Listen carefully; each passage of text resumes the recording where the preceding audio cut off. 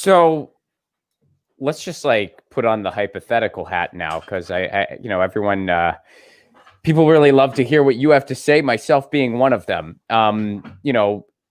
If we were to, live in a world where these types of actions, we brought these to fruition as a people, what would be the first law you, Mike Gravel, would want to see?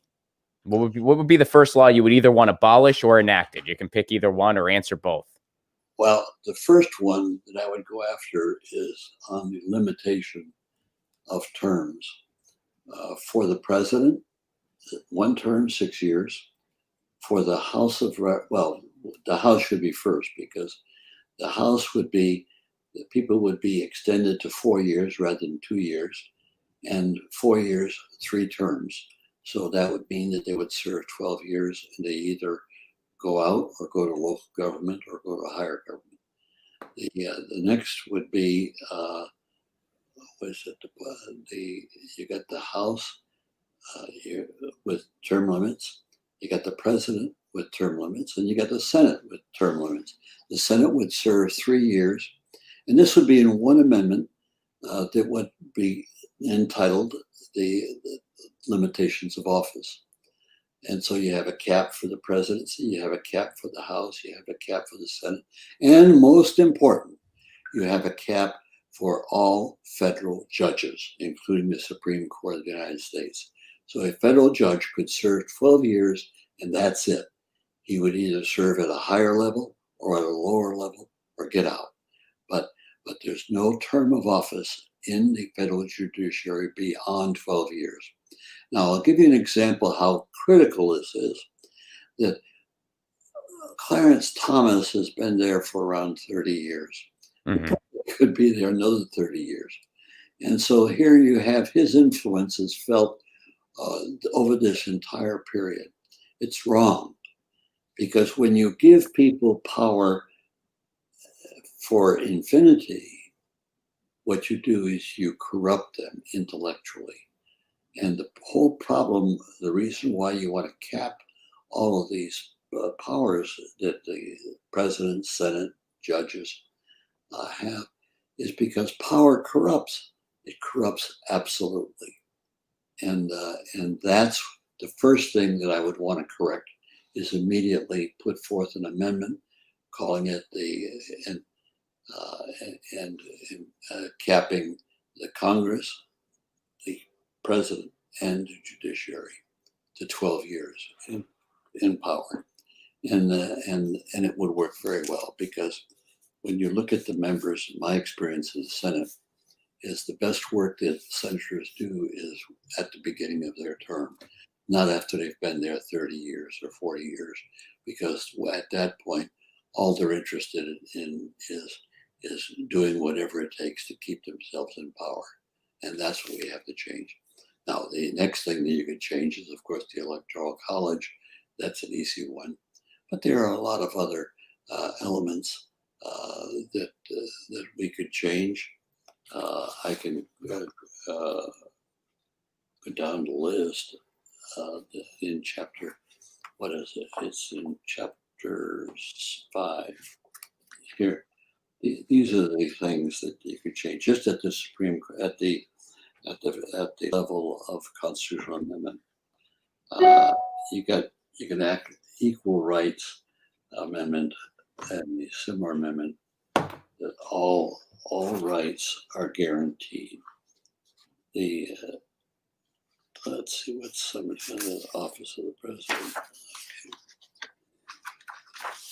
What did I come up with? The Electoral College, Supreme Court. Well, you also mentioned, number 4 is healthcare, education, and economic security are established as rights for each American citizen. Yeah. Which, well, let me give you an example of economic security. Here, you can have a small business, and you can borrow from the Small Business Administration to set up your small business. So what's going on there? You as a citizen are borrowing money from the federal government that you got to repay. Why not do that right across the board? Here you have the talking about the fact that we're going to have driver vehicles that can be driven without the people, truck drivers. So they're going to be made obsolete across the country by trucks that will drive themselves. Well, they're made obsolete. How are they going to make a living? Well, what we could do is we could turn around and have a federal program, which is what I'm talking about when I talk about expanding the capability of borrowing money from the federal government. A truck driver could borrow the money from the federal government to pay for the cost of a new driverless truck, and buy the truck and take the profits from that and pay back the federal government. And once the government's paid back, then the individual driver owns the truck and profits and enjoys the profits that the productivity of that truck will produce. You can do the same thing with windmills. You could turn around and say, okay, we'll take a farmer that's got a 5 acres plot of ground. That farmer can go out and incorporate that 5 acres with 4 other people who have no net worth. And so now they have this incorporated, and they borrow $5 or $6 million from the federal government to put up a windmill to produce energy, and the way it's structured is that the initial funds that come from the sale of that energy would be to repay the loan. And after the loan is repaid, these 5 individuals become millionaires because they own this productive tool. So what I'm saying is, by democratizing our economy, and you could do it by setting up, going to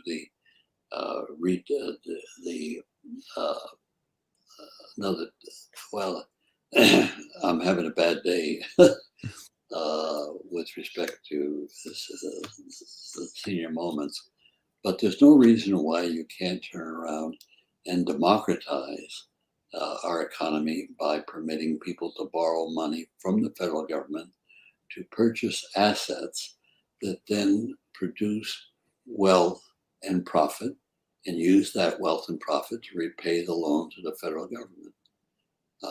And that is something that is easy. We do it right now with the Small Business Administration. Why not do it so that Americans can acquire the productive wealth of assets?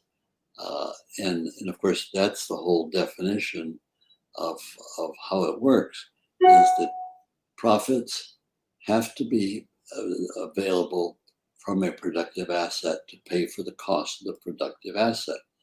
If it doesn't produce the profits, you have no asset.